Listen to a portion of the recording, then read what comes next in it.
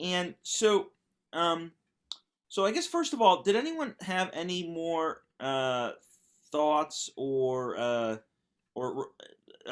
questions or concerns? I thought yet last week's class was by far our best conversation so far, as we got out of some of the old history stuff and got into a little bit more of the contemporary. But um, yeah, did anything stick out at folks that they wanted to ask anything more about that they kind of were thinking about through the week before we get into this week's subject matter?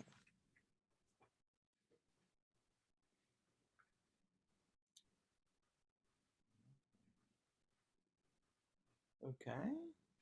Um, so um, I think then what we'll do is we'll get right into the heart of it.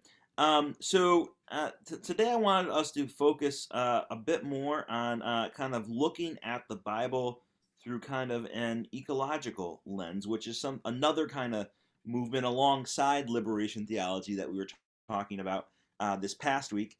That has another movement that's been really growing, especially since the 60s. But I thought we could start actually by we're going to be talking a little bit about one teacher in particular, Richard Rohr, one of my favorite teachers.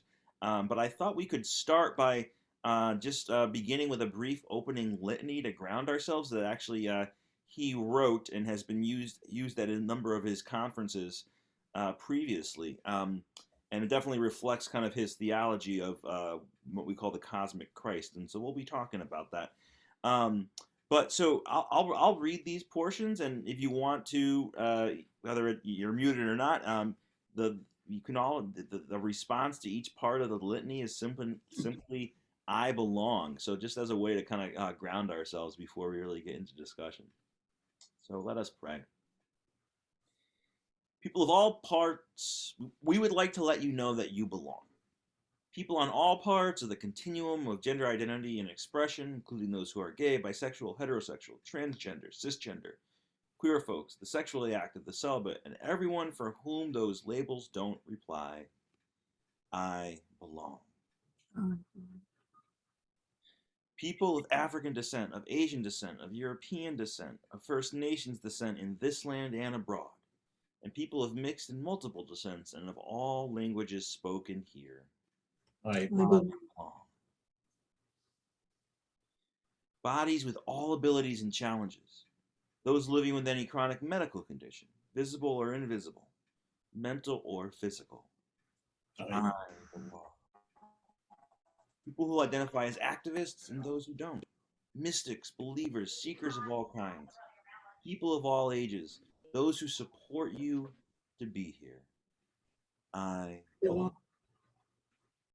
Your emotions, joy, fear, grief, contentment, disappointment, surprise, and all else that flows through you. I belong. Your families, genetic and otherwise. Those dear to us who have died, our ancestors and the future ones, the ancestors who live in this land, in this place, where we are now. We honor you through this work that we are undertaking. I belong.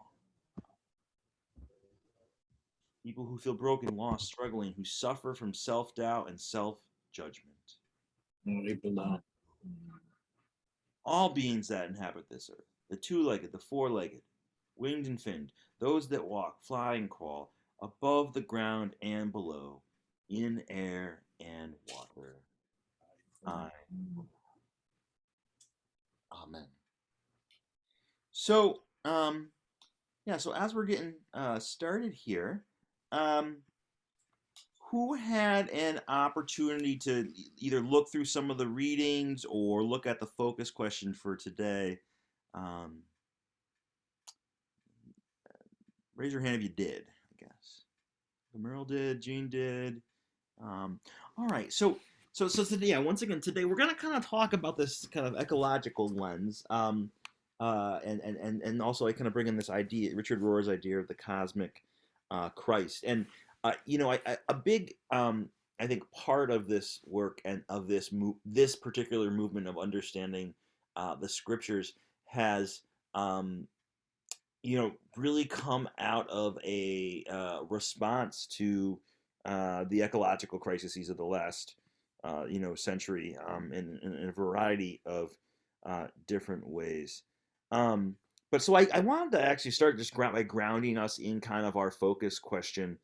Um, and that is, how does your faith inform your views on the current environmental crisis? Is that a major, is your faith a major aspect of how you understand kind of our environmental situation? Is it something you've never thought about, or is it a really major component? And if so, why?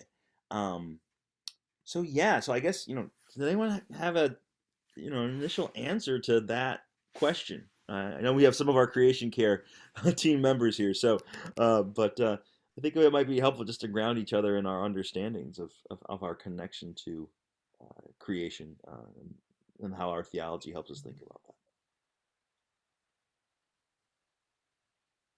Well, I always feel that it's a big connection for me. Just the respect for nature, for the earth and everything.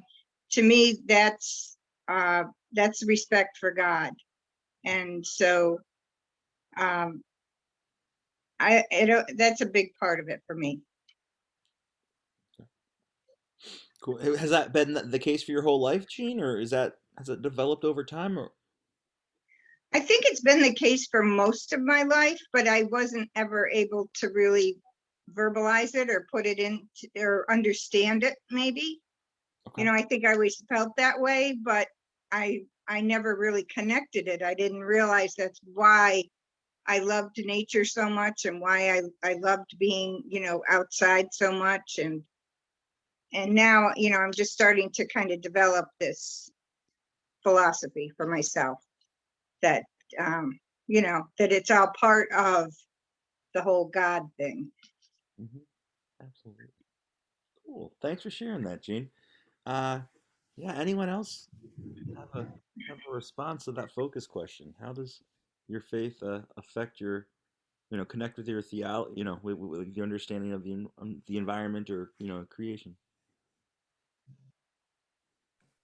I'll be honest, I've never really directly related the two together until looking at the homework today. So I'm actually really excited about this conversation and, thinking of it in a different way.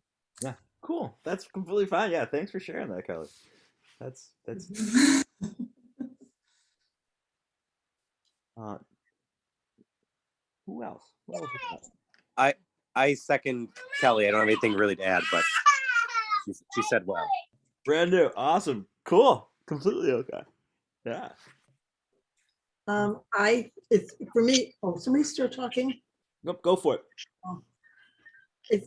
It's been the environment has been an integral part of my adult life. Not necessarily when I was younger, as a child, but I'm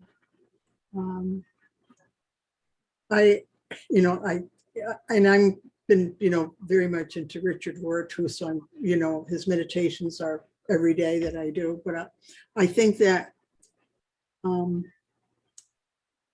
created everything. And if we think God created everything, we're in his image, that when you look at the creatures of the earth, the flowers and the plants and now that kind, it isn't just the molecules that create those, God has been, this is part of his creation, if we truly believe that. And I just think that, and it's been so much more special to me, I think, because I've had more time as an old person. We have a little more time to really dwell on this kind of thing, this subject. And we have bird feeders in our yard, and bluebirds have been coming to our yard like crazy over the past couple of weeks. And I'm thinking, this is God reaching out somehow. I mean, even, some people think that like cardinals or butterflies or whatever are that, remind them or are a symbol, somebody in their life who's passed away. But when you just look at everything and think of God being so involved in it, that, it's the beauty of God. And I don't like to kill spiders and insects, but I do. But he created them. No, I've just, you know, when they say you're on sacred ground, well, I think you're always on sacred ground, because I think if God is within you, and God is, you know, that God is out there, he's always with me. So, but the earth is just, and especially since we've been doing this indigenous work Mhm. on Sunday morning, it's, it's, yeah, it's even more realistic for me. Yeah, beautiful. Thanks for sharing, Joan. I think it was Chief Seattle that had said, the earth does not belong to us, we belong to the earth. And so we don't have the right to destroy it. We don't, I have that sign up in my. it's in our bathroom. Oh. Well, we use the bathroom a lot, so I'm Especially trying to as we mirror. age. But yeah. I got Micah 6:8 in mind, so you know that's you know, what does the Lord require of you? But it's a good one as well. Yeah, what else? What other things do folks have to share? You know, what's your thoughts? I could recommend a poet, Mary Oliver. I've been really reading a lot of her lately and realizing how much she has, as you know, even as later on in her life, how she's come to see God in everything. She just, it's like she speaks to the animals, she's speaking to God, you know. Beautiful. It's her poetry is phenomenal. Anyone else want to just briefly share kind of how you're feeling? I was thinking about I see I don't know, I guess a lot of God's handiwork in creation, Mhm. and that particularly at really difficult times has been where I felt a lot of communion with God at times where I wasn't finding it somewhere else. I was saying my connection's unstable again, isn't it?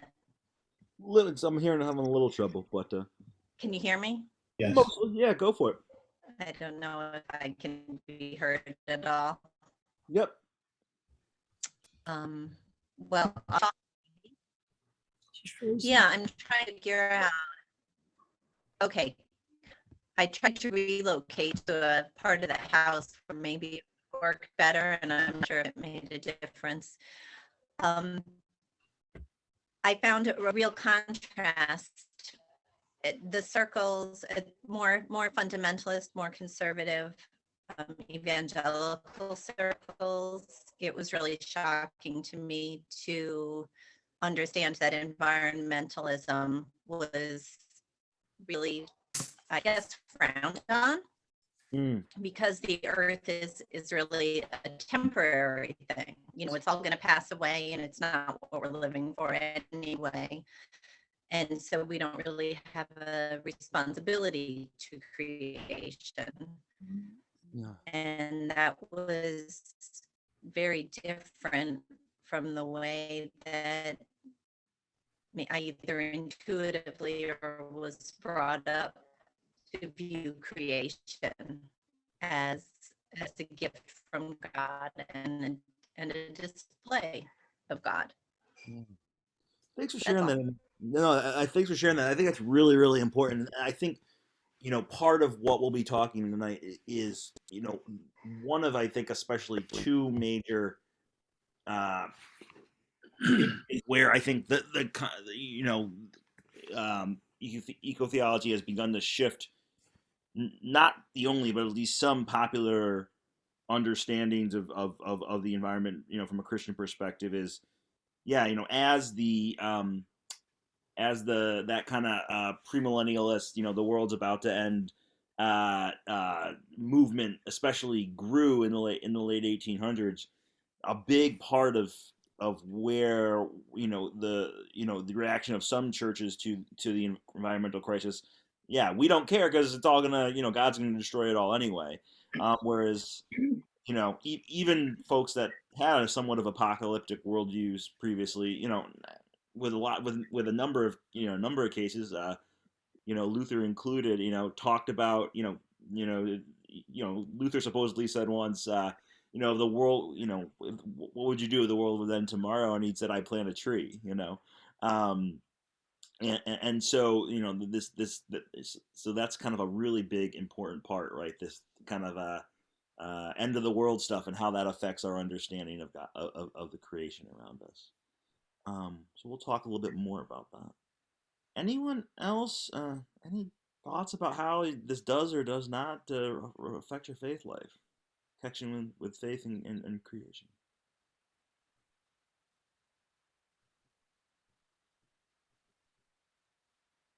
I guess it's permeated my own theological thinking, I guess, since I've become an adult, certainly. And the most recent example that struck me as very significant was realizing that Archbishop Tutu, when he died, arranged for his body to be aquamated, which is a more environmentally friendly way of cremation.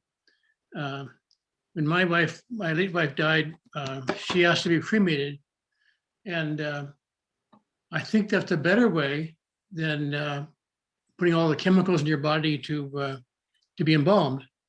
But there also is significant ways in which that's also destructive to the environment. So I think I've changed my decision about what I want to have take place on my demise, and I think that Archbishop Tutu, directed the way that some kind of using water to decompose one's body is an appropriate way to honor the earth and to acknowledge that we're returning to dust. Yeah, that's a really important, right?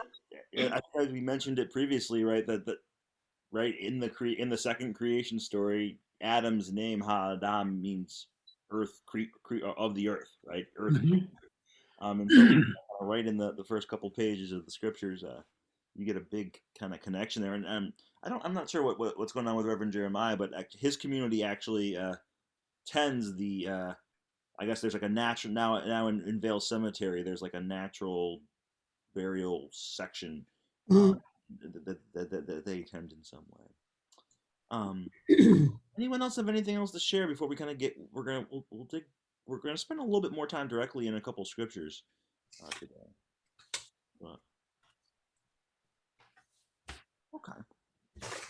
Well, so I'd say for me, I don't, I'm a super outdoorsy person. Obviously, this has always been a big part of my life, just caring about the environment and enjoying my time in it. I was the chair of like the green team at seminary, and was it was a big, certainly a big push, and I think it's increased over the last few years with especially some of your leadership folks that are gathered here.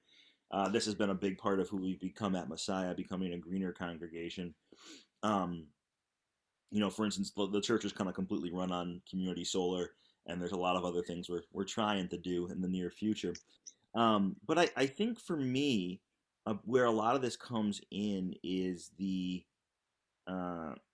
really deep realization that over the last couple of years, especially, that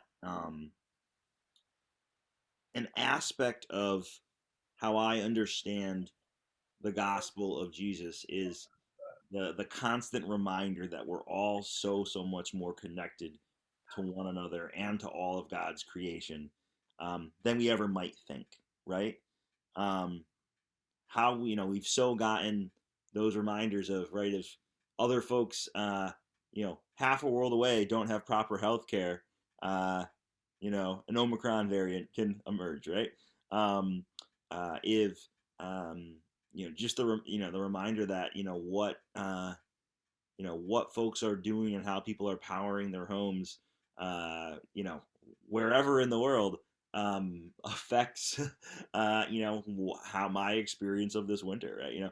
And I think it's kind of a somewhat of a new reality for us as people, that right as this pandemic started is kind of right as where I can go and talk with a very significant portion of humanity.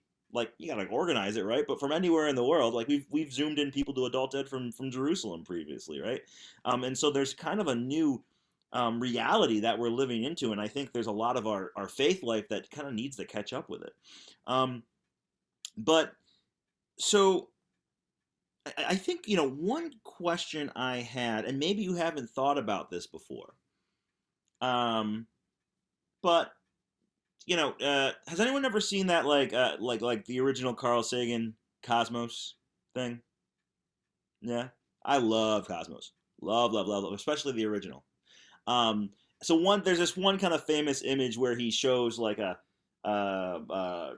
tries to demonstrate the age of the universe, and there's as a calendar, right? And he talks about how humanity is really only on like the last, I think, couple seconds of the last day of December 31st, right? If you broke down the entire timeline of the entire history of the universe into one calendar year, right? Like I think humanity's I think a few seconds on that calendar. So one would imagine, as folks who care about, understanding how God works, what do you think, if at all, is God's role before there's people, right? For most of history, we weren't around, but I think we on some level we think God was, right? And has anyone ever thought about that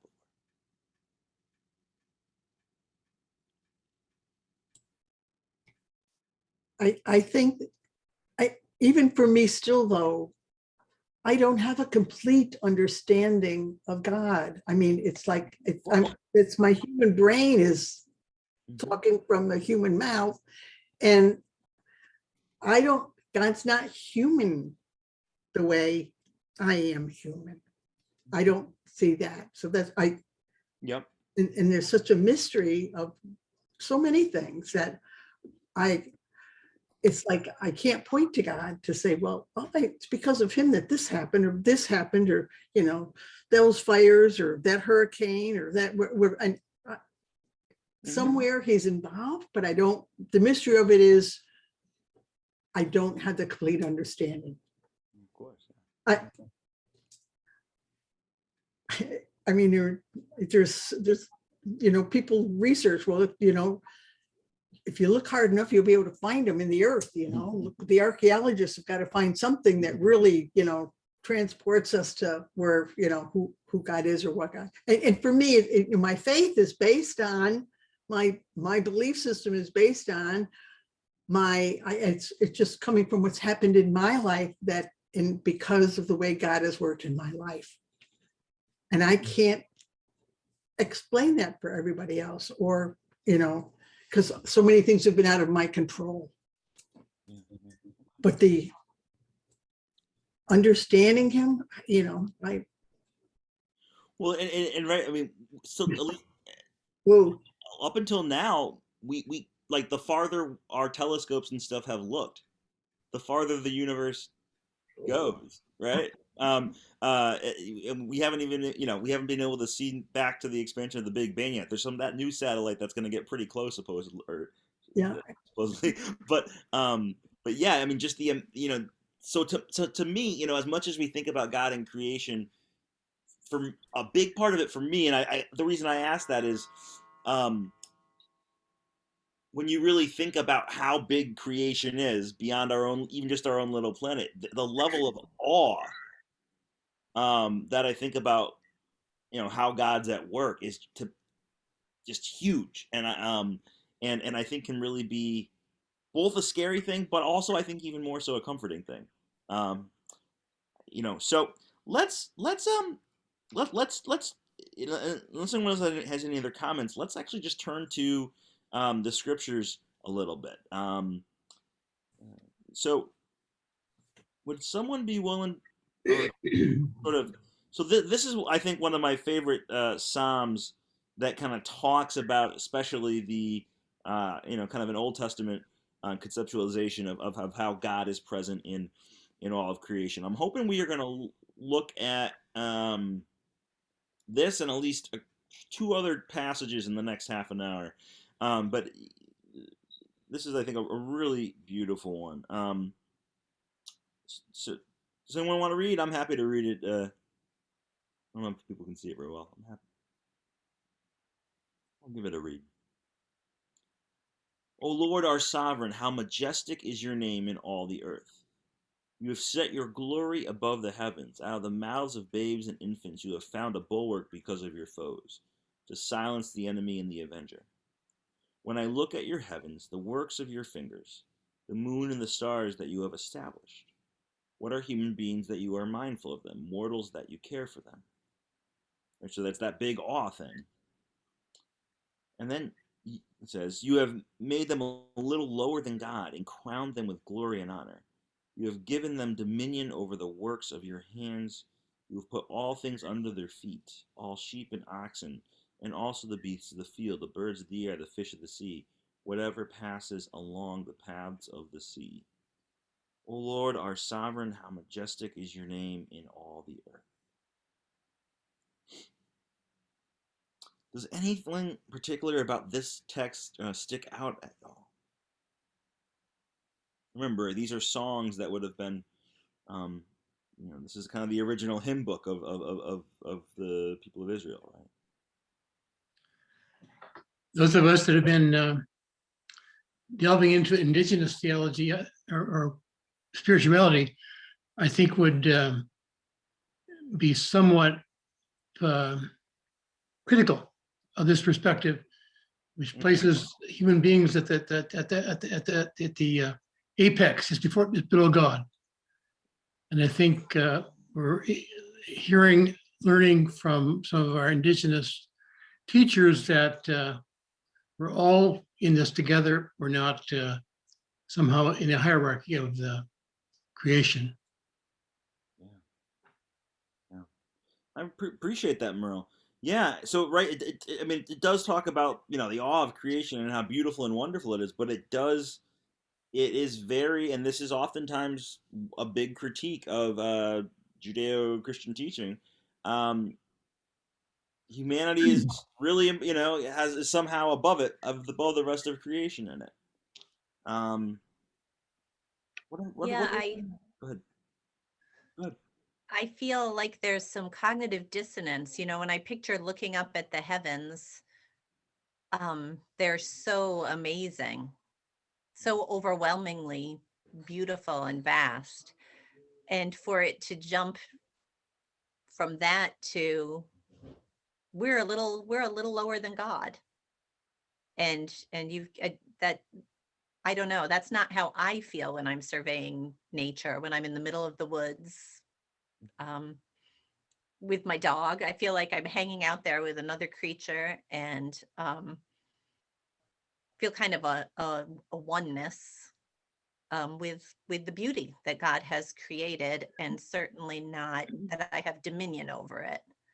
So I guess that doesn't resonate with me, and I think, like you said, has been used as an excuse to harm creation. Yeah. And to not treat creatures with respect. Appreciate that. Really appreciate that, Amy. And certainly one of the readings we had for tonight, Lynn White, whom I've been reading for many years, and suggests that a large part of the ecological crisis is based upon a notion of humans having dominion. People critique that article, but it's a very profound perspective in saying that we bear a huge responsibility for the ecological crisis because of this notion of everything else is there for our use. Mm-hmm. Yeah, for sure. So Will's talking about, right, and it's really a foundational article in the beginnings of kind of looking at some of the scriptures from an ecological perspective is this article in the 1960s that comes out that really traces how so much of the ecological crises of that time and ours, you know, are so related to this concept of dominion. So let's actually look at that's right in Genesis too. So let's unpack that passage a little bit more directly. Um, I have a slightly different reading of that than some, but let's see here, and that is right near the yeah, 1, 2.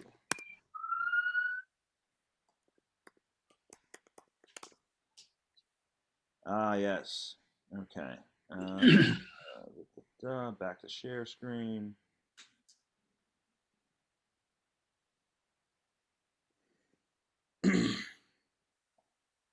So yeah, so this is right. This is the in the first of those two creation stories that we talked about a couple weeks ago. Then God said, "Let us make humankind in our image according to our likeness, and let them have dominion over the fish of the sea, over the birds of the air, over the cattle, and over all the wild animals of the earth, and over every creeping thing that creeps upon the earth." Um, so God created humankind in his image, in the image of God he created them, male and female he created them. God blessed them, and God said to them, "Be fruitful and multiply, and fill the earth and subdue it, and have dominion over it." Yeah, it keeps continuing going on. So yeah, this word dominion is a little bit is been a major issue,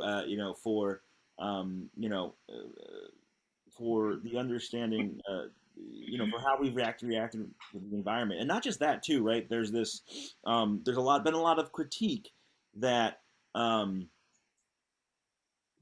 that this isn't all, it's said, yeah, use creation however you want, and also, just it's literally your job to like, right? Like I think you get a lot of your kind of colonialism sentiments from this too, right?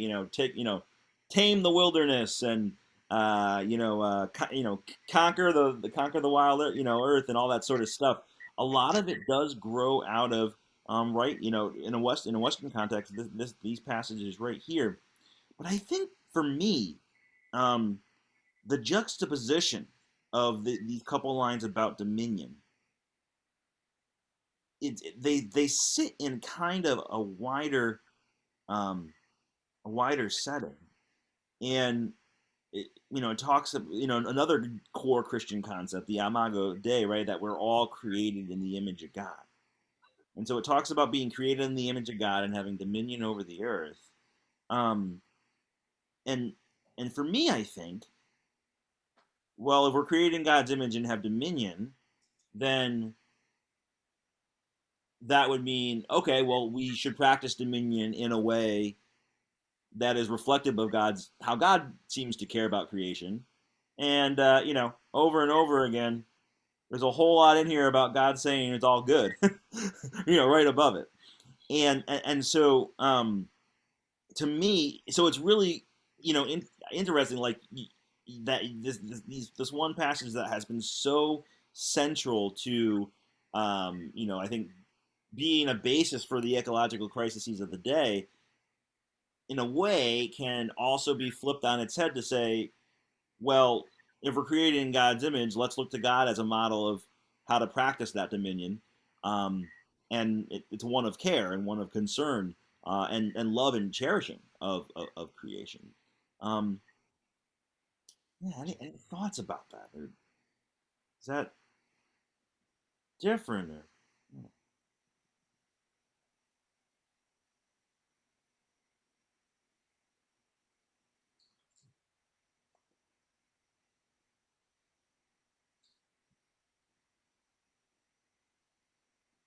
To me, when I read that, it it seems like the word dominion should be protection or responsibility, maybe.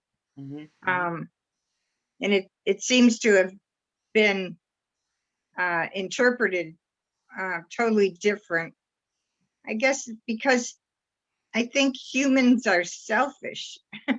They they just think that everything is for them. It's it, and everything is, is theirs, and they're better. Like maybe because we think we're more intelligent than other creatures.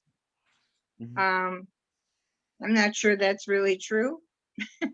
I mean, we've accomplished things they haven't accomplished for sure, but as far as intelligence goes, I don't know. Yeah. Yeah, I just think it should be more protection instead of dominion. I was, just before our class began tonight, I was watching PBS NewsHour. And one of the last stories there was about humans having passed along coronavirus to white-tailed deer. Mm. Now, there's no indication that it's been passed back again, but that's one way in which humans have corrupted another species in our very recent past or present.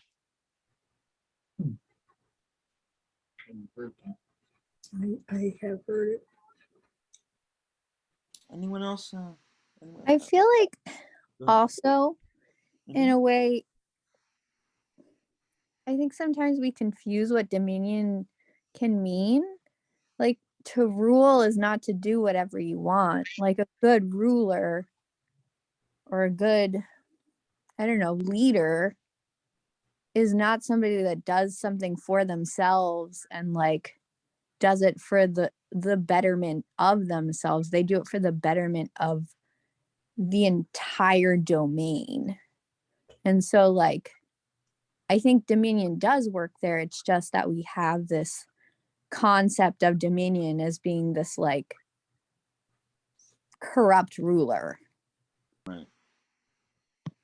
Right. And if you read this, that's a really good point, Rich. I hadn't ever thought about that, right? Like, and at least from a Christian perspective, right, we can scripture is one of the top things that helps us interpret scripture. And the single thing that Jesus talked the most about, right, was the dominion of God or the reign of God, the kingdom of God, right?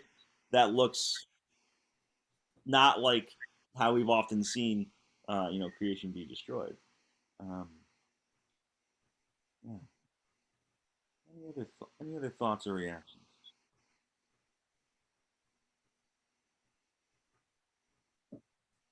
You're kind of off the screen. Mhm. Okay. It's really- Well, I want to spend a few. I was really. It seems like Jeremiah is probably going to be joining us at 8. I was really interested in hearing some of his reactions to this. But let's. Who here has ever actually like read part of the Book of Revelations in any serious way? Revelation in any serious way? In serious way. Yeah. Rose. Well, so so let's actually turn to that because I think this other big piece of we don't have to care for creation because God's going to destroy it or something like that is another big aspect of kind of looking at the scriptures through an ecological lens. So I think it's Revelation 22. I'm gonna need a minute. Oh yes.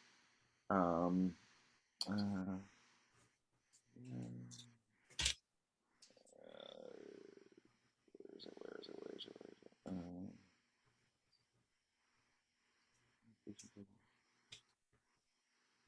Where's the thing around the throne? Shoot. I can't find one of that.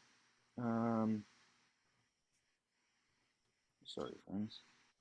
Here we are. Revelation 21.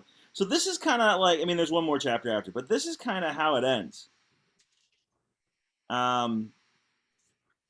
New creation. Yeah. So, then I saw a new heaven and a new earth, for the first heaven and the first earth had passed away, and the sea was no more. And I saw the holy city, the new Jerusalem, coming down out of heaven from God. So coming down, right? Prepared as a bride adorned for her husband. And I heard a loud voice from the throne saying, and I think this is one of my favorite lines in the whole Bible. See, the home of God is among mortals. Mhm. The home of God is among mortals. He will dwell with them. They will be his peoples. God himself will be with them. He will wipe every tear from their eyes. Death will be no more. Mourning and crying and pain will be no more. For the first things have been passed away. And the one who was seated on the throne said, I am making all things new. So, to me, I mean, what is your reaction to this image? And, how is that different from maybe what you would have, heard in like a Left Behind or like a History Channel show on Nostradamus or something like that? Is it any different?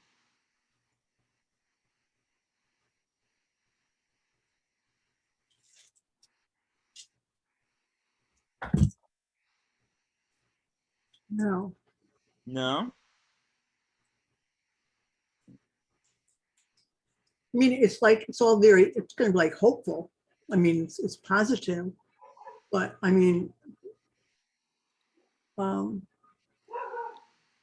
that I see that myself more than, everything's going to end by fire or, he's going to destroy everything. I think the destruction's part of it is happening now, but it's not for the end. I don't know. Right. Well, I'm not at that level where everything is going to be, when I die, it's the end for me, but it's not the end for the world or the earth. And what happens to me, I mean, it's another great adventure. But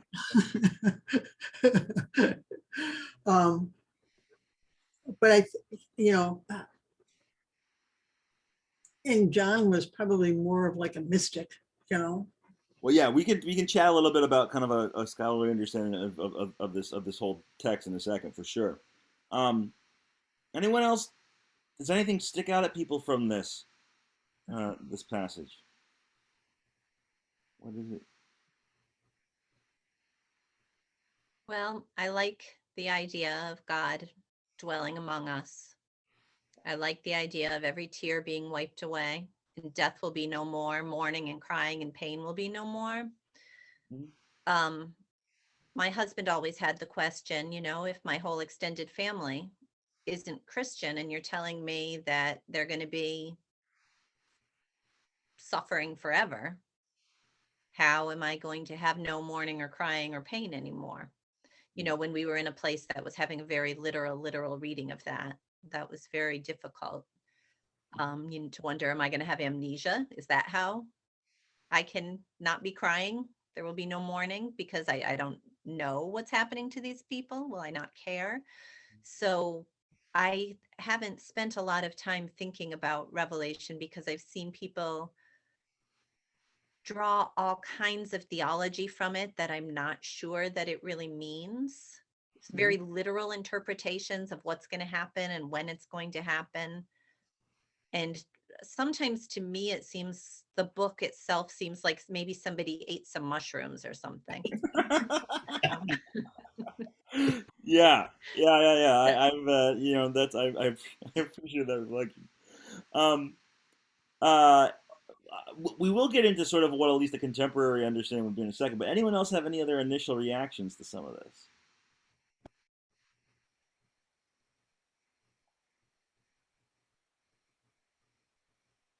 I think for some people it's like that now. I don't think that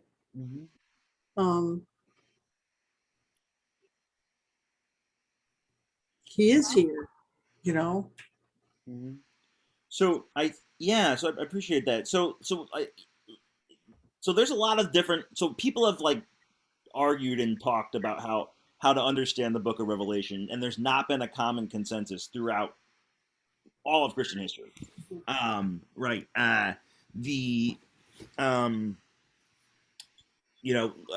Luther didn't know what to make of it. Right. He sort of said, I don't even know we should include this in the Bible. And so there's a lot there, but a lot of what I think what we've been discussing a little bit about the context of the first Christians can help us maybe reformulate what we might want to, how we might think about this book in a way that actually I think is supportive of a more vibrant way of understanding God's presence in creation. So,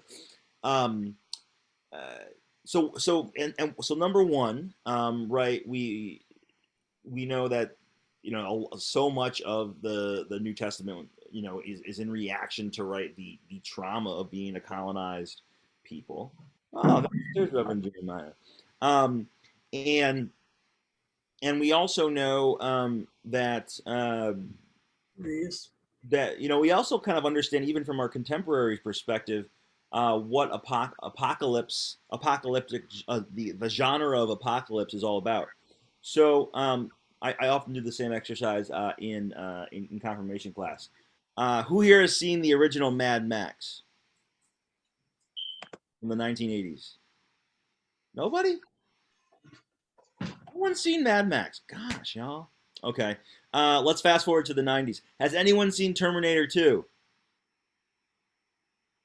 Nobody. Yeah, what's Terminator 2 about? Amy. Okay, well, it was a while ago. What's the basics? The very Is basics. that where the machines have taken over? Yes. And there are a few people left, and the Terminator is sent to get rid of them, right? Yeah, they travel back in time to try to stop it from starting. But yes, yeah, the whole point is the machines are about to take over and shoot the nukes off, right? And so that's an apocalyptic genre. But it's not. It's much less about what might happen in the future and more about the fears of that time, right? That's like when the founding of the internet is starting, right? How is this new computer technology going to work? It wasn't really about the future. It was about what was going on in the early 1990s, right? Similarly, the Hunger Games. What's the Hunger Games about? That's more recent. What's the gist of the Hunger Games? Another apocalyptic genre movie. That's so competitive. Competitive. It's scary. The hunger. I saw part of the Hunger Games. It's about the rich basically using the poor for their own entertainment by making them fight to their death until only one is left. Right. Right. Exactly. Yeah. And those movies came out and were really popular in the midst of the Great Recession and very widening economic inequality. Right? Those movies aren't about what was going on in the future. They were about the present when they came out. Well, books, I know they're based on books, but right, they're about the present.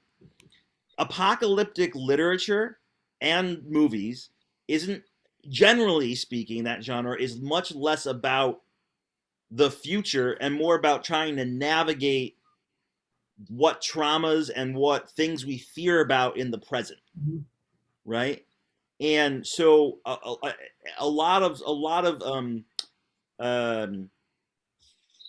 contemporary scholars would say that instead of this kind of end of the world sort of thing, it's much, the book of Revelation is much more reflective on how people were trying to find good news amidst like the trauma of occupation in Rome, and there's some direct juxtapositions of some of the symbology, kind of perhaps directly talks about Nero, one of the Roman emperors, for instance. And it's the revelation of Jesus Christ, not revelations. So it's a revelation. So in my mind, it's a revelation of how God was present for folks 2,000 years ago in the midst of great trauma, and is present for us today in the midst of all our current traumas as well. So I think that's another major component of kind of reframing how the scriptures might understand things in the midst of our ecological crisis. But we have our very special guest joining us, the Reverend Jeremiah Lennox. Hello. I do apologize for my tardiness. I got a call from the Druids of the North that I needed to deal with. All right. So we've just been focusing on a couple different different scriptures, kind of in relation to how the Bible might help us understand creation. But my thought would be, yeah, Jeremiah, I would love this to hear the 5 minute overview of your tradition's understanding of creation, how it might juxtapose and might not um, with a Christian perspective. Uh, well, first, hello all, and thank you for having me and for welcoming a druid into your midst. I promise to avoid any goat sacrifices tonight. We'll save that for one of the solstices or something.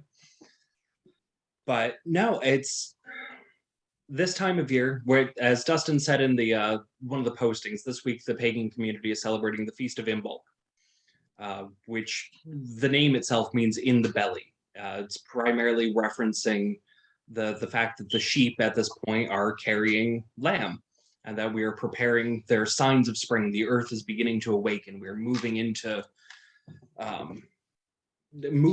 life returning. This season, this is actually also the halfway point between the winter solstice and the vernal equinox, which in our tradition, we're very much looking at what is actually happening to the earth, where is the planet actually rooted in relationship to the sun, to the moon, etc., and how are all those factors influencing the energies of the land and of the people. I'm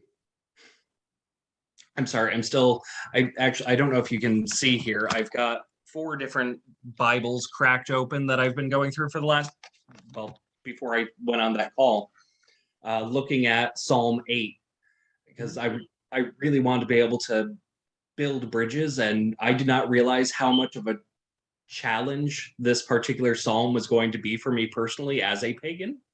I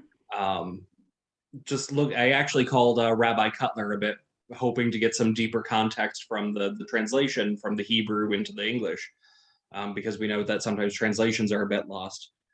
Our tradition, let me start first with this, our tradition is rooted in the immediacy of the environment, the immediacy of ecology, remembering that each and every one of us is essentially the living earth made manifest. We are each and every one of us our own walking continent, if you will.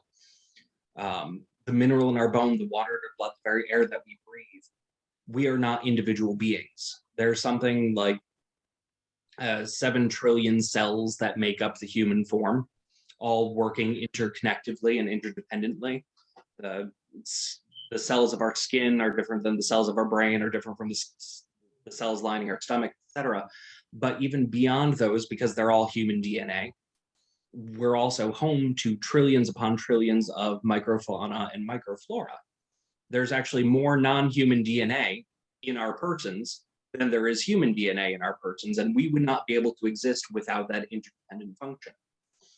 So when we're looking at pagan theology, it's really relational theology within the context of how systems work, whether it be the ecology of our gut or the ecology of the river down the road from me. It ultimately comes to how these systems interact and mitigate each other and build one another up. And not how we use that environment, but rather how we relate to that environment. The human body is something like 70 to 75% water.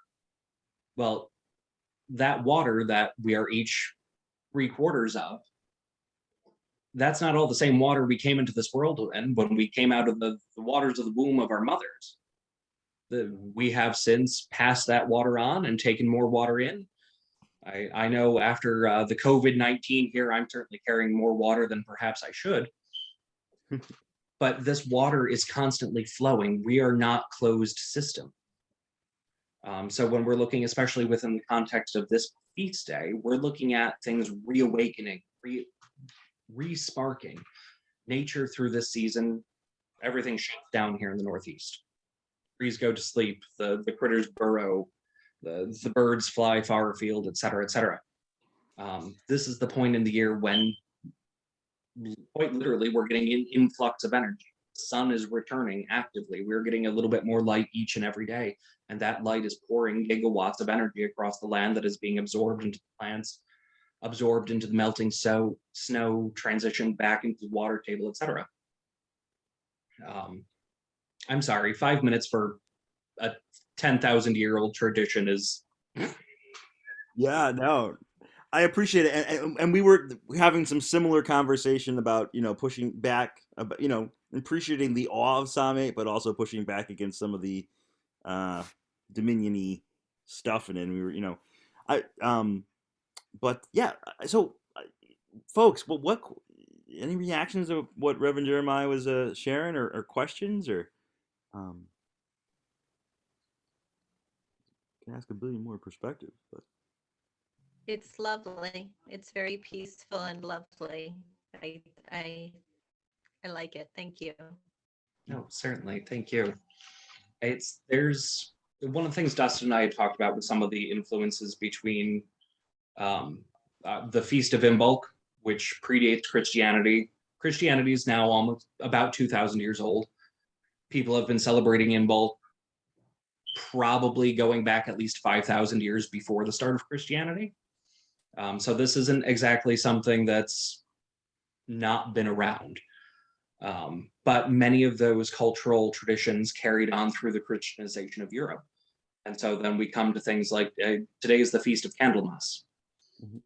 We're celebrating the blessing of the throats is coming up, the purification of Mary. We're looking at these overlapping concepts. I mentioned Imbolc means in the belly. One of the root words for it, which I will not try to pronounce because Proto-Indo-European reconstruction is not my forte. But that root word actually comes from the same word that means both milk and cleansing. One and the same. So we're getting through the Christian traditions, they're latching on to this notion of cleansing, of Mary going to the temple after giving birth, being cleansed. Cleansing was incredibly important to almost any and all faith traditions across the board, both Christian, pre-Christian, etc. And most of the modalities that they utilized for cleansing carried on. I was actually speaking with one of my compatriot Druids a bit ago about the Eucharist. And personally, I find the Eucharist to be a deeply powerful, potent ritual. Large part, I grew up Catholic, Catholic Anglican. Apparently, I'm not great at either. But so much of the ritual that is the celebration of the Eucharist is almost a clone of the continuity of the celebrations from the cult of Mithras in Rome, or some of the Vedic traditions. We're taking the wheat and transforming it into the bread of life. You were taking and transforming it not only into the bread of life, but so many of the hosts that are used, they're intentionally done as a sign of the sun. They're this beautiful little wafer with the solar cross embedded into it. So when you hold this up, you're looking at the light of life.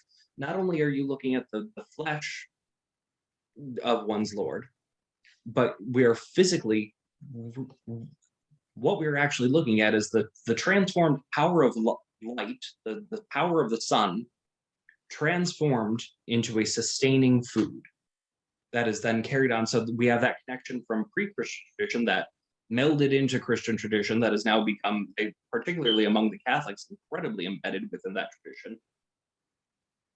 But that now, as paganism is coming back on the rise in the world, we're able to not latch onto those traditions, but to be re-inspired by those reimaginings of the ancient traditions that continue from the pre-Christian era throughout the Christian era into the modern time.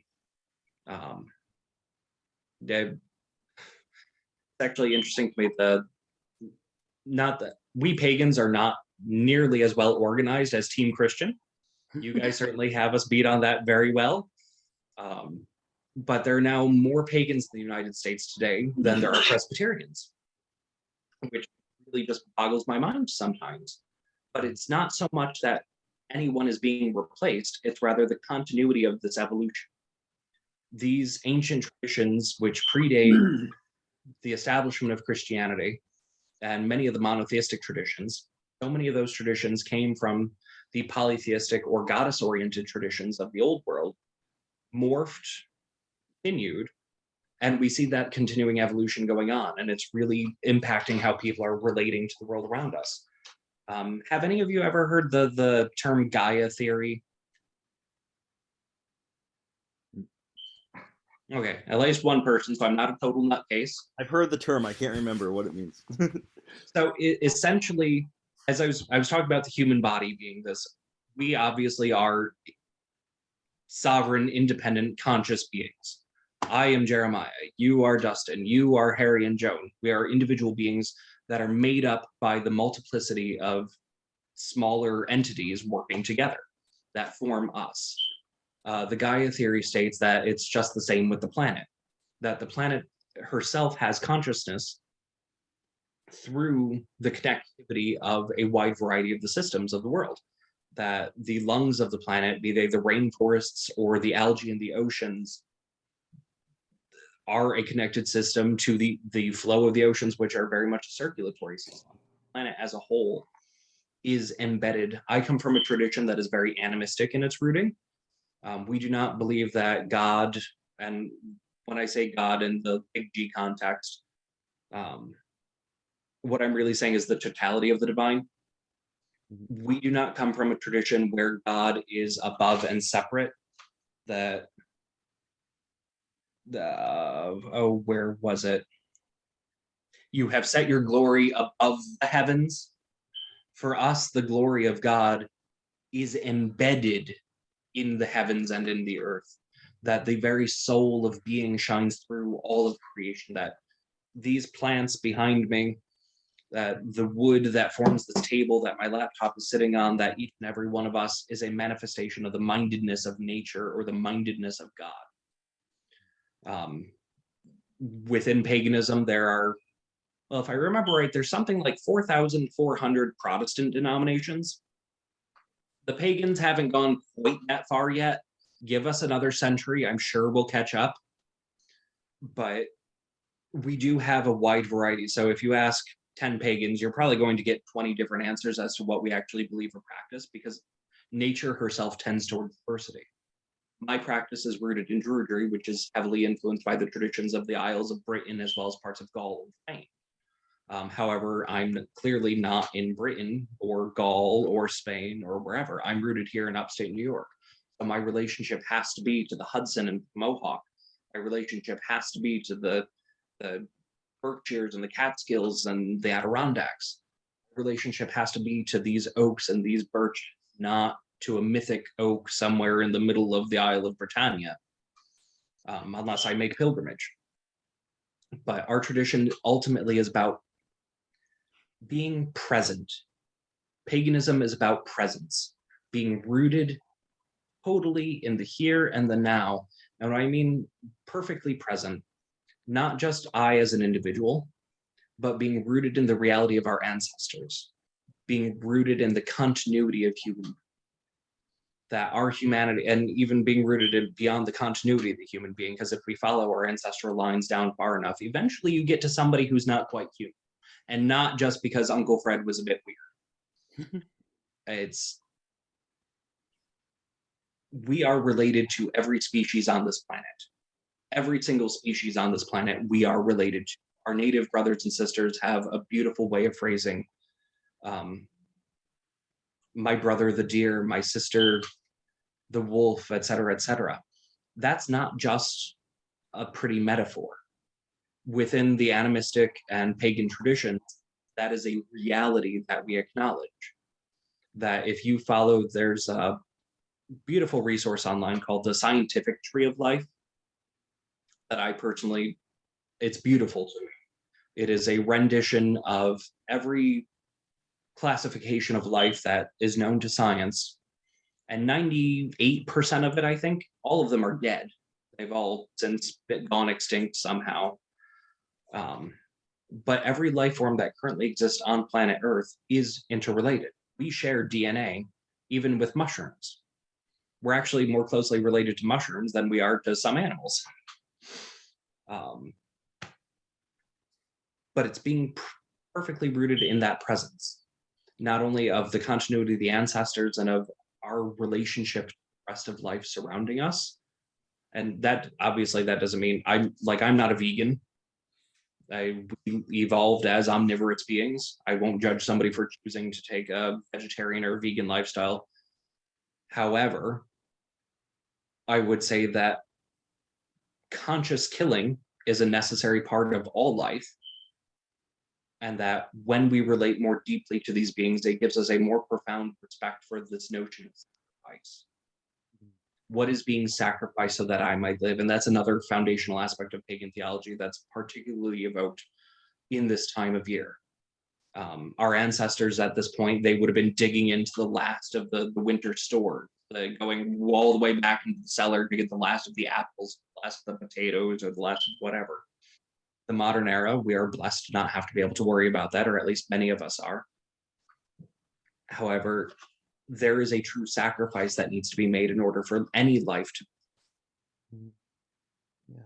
Oh, So this is so helpful. I think, you know, one for me, friends, the you know, so much of the future of faith in general is interfaith kind of interaction and connection. In part because hearing Jeremiah talk about Reverend Jeremiah talk about his own tradition helps me begin to recapture some aspects of my own. Right. I mean, that connection to ancestors is very much present in a Christian theology of communion, right? That we're all gathered with all the saints of all time and place around that common table. You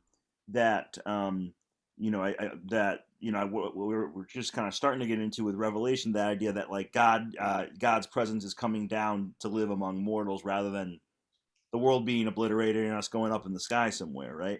And so, you know, I think sometimes, you know, I find over and over and over again, in hearing the perspectives of folks of other traditions, it really just helps me, just more deeply understand my own and see an aspect of the scriptures or tradition just a little bit differently. Well, they're also so deeply interrelated. None of our traditions exist in a vacuum. Christianity did not spring fully formed out of nothingness 2,000 years ago. Your church, we'll say the Lutheran Church, of today is very different than the initial Lutheran Church, which, I mean, Martin Luther didn't even want to call it the Lutheran Church, and his church at that time was very different from the church as it was 1,000 years before that, and that's very different than the church as it was when Jesus was walking. But when I think back to my own tradition of Druidry, we look at the Chaldean Church, where before the Roman Church invaded Britain and formally established the hierarchy of you will listen to the ex-bishop who reports to the archbishop who reports to the pope or whatever, you had a bunch of Gnostic Christians coming into the British Isles, and they met the Druids, and they did not murder each other, at least not initially. That came later. But initially, the Gnostic Christians who approached the British Isles and the Druids of the time actually had a very similar theology. Druidry very firmly believed in the continuity of the soul. In Celtic belief, it was that the existence of the soul was so deeply real to them that, Dustin, say I owe you $300 right now. For the Celts, their belief in the soul was so deep that they would actually say, okay, no, you can pay me back in the next life. And it wasn't just being a kind thing. They firmly believed that, no, that reciprocity would happen because the soul would not die. But the Druids of Britannia at the time when the Gnostics came, that belief in the continuity of the soul and this belief in ultimate sacrifice, the Druids, while it was not a common practice, willful human sacrifice was an aspect of our tradition. Now, typically that would either be a senior Druid or it would be the chieftain or a king of a tribe who would willfully sacrifice themselves for the well-being of the clan or of the tribe or of the land. If there was an extended period of drought and the people were suffering from famine, etc., and they could not figure out why, clearly there's a relationship that has gone wrong somewhere. How can we fix that relationship? I will give of myself. I will give my life, pour my blood for the well-being of my people. That was something that the Druids very deeply understood because it was a core part of their reality. So when they had these Gnostic Christians coming, telling the story of Jesus, who gave his life for the well-being of all, that was a story that was an extension of their own. Saint Columba, who eventually, obviously with the name Saint, eventually became a Christian, he himself was a Druid originally. And when he was speaking to some of his other Druids and some of the other Celts of the time, he said, and I quote, "Jesus Christ is my high Druid," because Christ's sacrifice on the cross was something that was so profoundly revelatory to him as an extension of his own Druidic theology that he couldn't but help accept the truth, and I don't mean in a doctrinal sense, but the truth of the offering of Jesus. And that's what led to the formation of the Chaldean Church, which led to a great deal of Celtic mysticism. So about 15 more minutes here, and I wanted to land on one more tiny scripture that I think can help us understand some of this connection with creation. But what other questions do we have for Reverend Jeremiah? Well, he's threw a lot at y'all. I don't bite. Reverend, is this closely related to reincarnation, in terms of some of the Eastern religions? So that's actually a really good question. I will say the debate is out in modern Druidry on reincarnation. The ancient Celts definitely believed in it. Many modern Druids and other pagan practitioners do. Most of us firmly believe in the spirit and the soul, the continuity of that it goes on, whether into another human form or into some different level of existence. The book's out on that. I haven't died yet, so I'm not going to profess knowledge there. What I will say is that the relation to the Hindu notions is not dissimilar.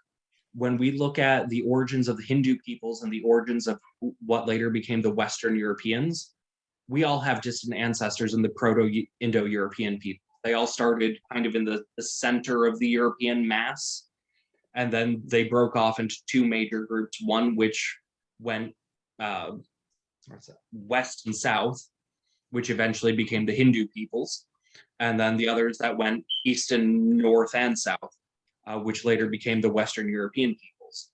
So there's actually goddesses. My tradition honors Danu as mother of the rivers, mother of the waters, the earth mother. The Hindus have an unbroken tradition of worshiping that goddess going back 9,000 years.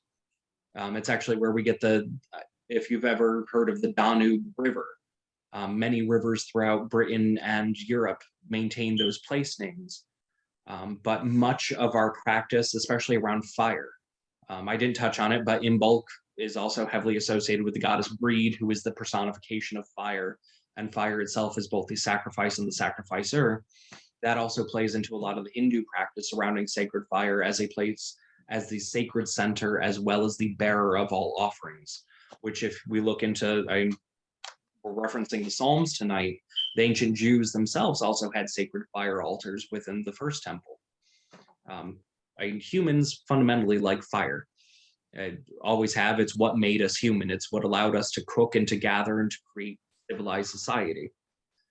For Druids, we manifest that as, we believe that is a flesh of deity's flesh, is a way we describe it. It is a manifestation of the goddess. For the Hindus, it's actually interesting because for them, fire actually has a masculine personification. But nevertheless, those two traditions are deeply, intimately rooted because ultimately they were originally all the same. It was just how was it changed by, obviously India gets very, very hot and very, very wet. You have these massive jungles and what have you, and that environment shaped their practice. Whereas if you travel somewhere like Britain, very different environment, and that environment's going to shape how we speak of things. In European lore, we tend to view monsters come out at night.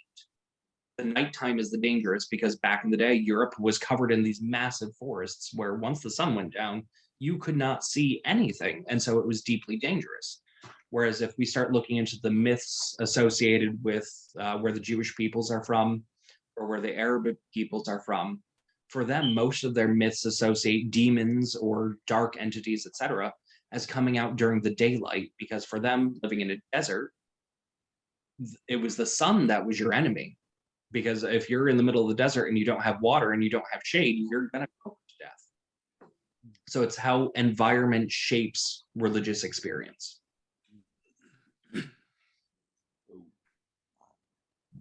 Any more? One more. If anyone has one more question, or want us to turn to one final scripture passage, if we don't, before we wrap tonight. Come on, give me one more question. I've been looking forward to this all day. I promise nobody's going to burn in hell for talking to me. Actually, I can't make that promise, but Dustin will. I think I'm Carly, and I think my question is: do you have a book similar to the Bible? No. Do you have any written literature that you use? Most pagans do not believe in revealed scripture, at least not in the sense that the Abrahamic traditions tend to. We believe that inspiration flows through interactive relationship. So for us, when we're looking for scripture, if you will, we're looking at what do the relationships of the world environment. Is it how the trees are interacting with the soil, even how trees interact with different trees? What can we learn from the patterns in the world around us? There are many pagan authors today who have written many wonderful and profound books looking into our ethics, theology, practice, etc. But we do not have any scripture per se. Norse practitioners probably come closest to it in that they have the Eddas, which are sacred poetry, but it's not viewed as being a revealed truth, if you will. That's viewed as inspired poetry. The Druids of old, and it actually continued. There's if you get bored at some point, you can Google the Gorset of Wales. That's an ancient Druidic institution that never went away. It has since had its been declawed a little bit, but it's an ancient institution that continues into the modern era, and it's viewed that inspiration comes through poetry, that we seek inspiration, the awe and the flow of life, to meet the moment in the here and now. There's not many things that we view as being relevant through all time and all place. It's what is happening here now in this context.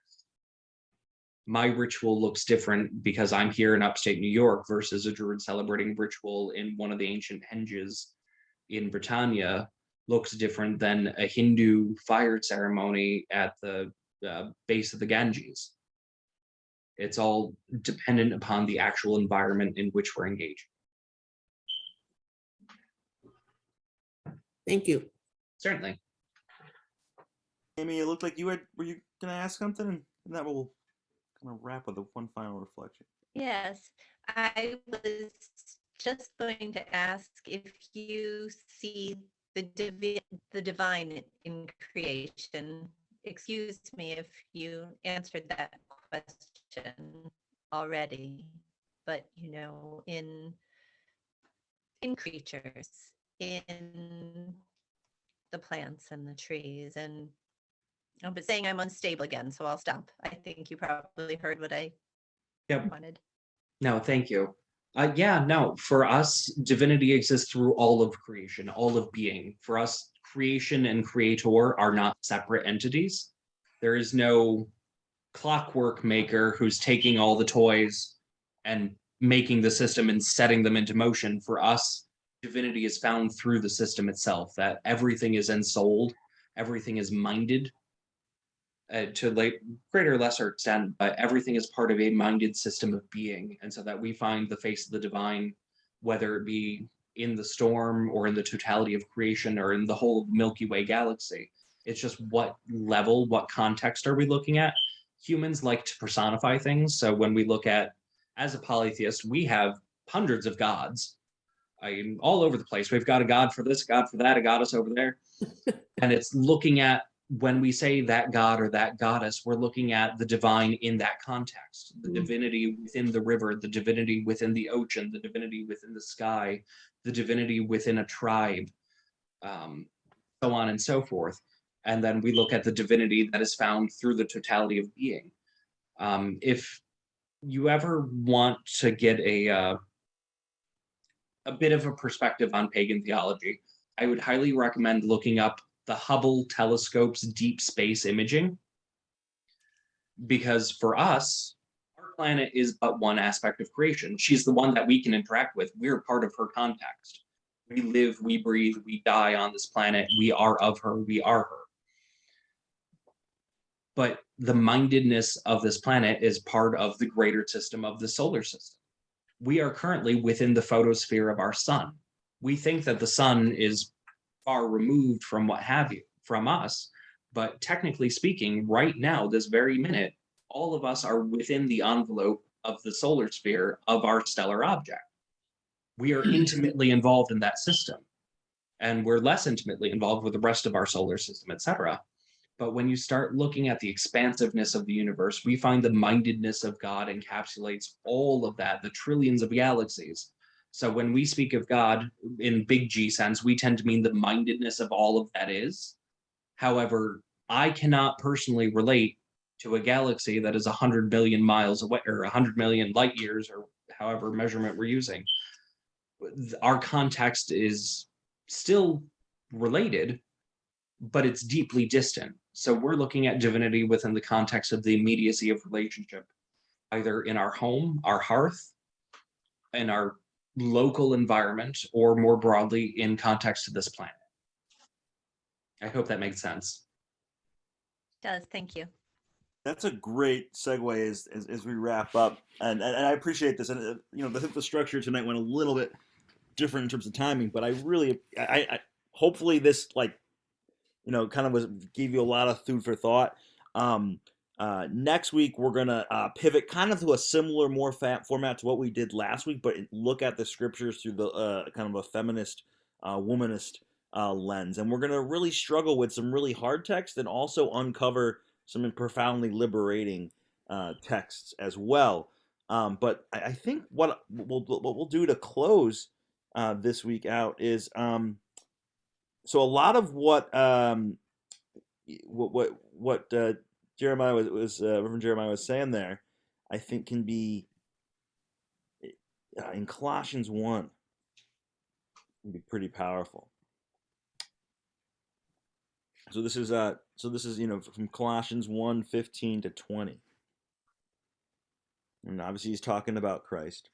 He is the image of the invisible God, the firstborn of all creation. For in him all things in heaven and on earth were created, things visible and invisible, whether thrones or dominions or rulers or powers, all things have been created through him and for him.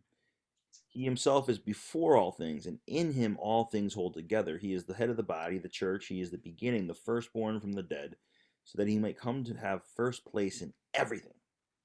For in him all the fullness of God was pleased to dwell, and through him God was pleased to reconcile to himself all things, whether on earth or in heaven, by making peace through the blood of the cross. Right. So there's a lot of, I think reading that in the context of what the Reverend Jeremiah was just telling us, I think there's some pretty, interesting, reflections there. But I think that as the close, friends, as we wrap up this was a very probably the headiest of all the days, of this class. But think about this this line from Paul's letters to the Colossians, and the fact that, and sort of the audacity of saying that, right, that poor day laborer that we were talking about last week in some way was the same entity in some way as this, right? And so it's think about the kind of subversion and sort of the audacity and kind of radicalness of that. And you do kind of helps you, I think, appreciate a little bit about the breadth of kind of the early Christian tradition. I don't know. Any closing thoughts on that? Let me wrap up. Actually, that did spark so our tradition actually does have this notion of the Oran Mor, the song of creation, the song of life. And it strikes me as being very similar as in the beginning was the Word, and the Word was God, and the Word was with God, etc. It's just what context are we looking at it through? Right. I tend to view traditions as being tools, ways of relating to a broader context. But just as the first Christians who came to Britannia, who met the Druids there, built together instead of murdering each other because they were different or other, that great evil, they saw that the Word, whether that was the Word in Christ or the Word in the Oran Mor, was still a song of creativity. It was that creativity. And that creativity continues to flow through each and every one of us. Cool. Yeah. Well, hopefully we gave you all something to think about tonight. My head's spinning. I'm sure yours might be too. Yeah, so I think, as I said, friends, as we are interacting and growing in conversation with all sorts of the different traditions around us, it really does, I think, help us begin to reframe some of those similar traditions in our own that maybe have been lost, and this focus upon connection in Christ throughout all of creation, to me, is perhaps the biggest and most powerful notion in the scriptures that we can bring to sort of the environmental crises of our time, and to a lot of the other issues related to justice of our day too. But yeah, any final comments before we wrap? Just thank you very much, Reverend. Thank you for welcoming me. These are always wonderful opportunities. And as I mentioned, I've got 4 Bibles cracked open here, and they perhaps do not get cracked open often enough. But for all of my personal frustrations with this language, it is also an opportunity to reflect more deeply on our own relation to the broader world and to the context that we share. Yeah. I mean, we're all interconnected. Wow. All right. I could go into talking about the Trinity and how really in the end God needs to exist in connection too, but in relationship, that's a whole nother one. I don't know. 3s are pretty good for the Druids too. So I mean, we're good there. Okay. Cool. All right, friends. Well, I do deeply, deeply appreciate tonight and hanging in here, and just hopefully this gave you some food for thought and a very different lens to think about these things. But as I said, next week we're gonna kind of go back to kind of a very much more similar format to last week, and sort of really look at the scriptures from the lens of a feminist and womanists perspectives. We'll deal with some hard texts. We'll uncover some gems that you maybe didn't know were there, and we'll continue our work of reclaiming the Bible. So yeah, Jeremiah, thank you so much, and thanks for everyone for joining us tonight. Now, enjoy next week. The Divine Feminine is a potent force. Mm-hmm. I might have to pop in just to hear what you have to say on that. Oh boy. Yeah. All right. Welcome.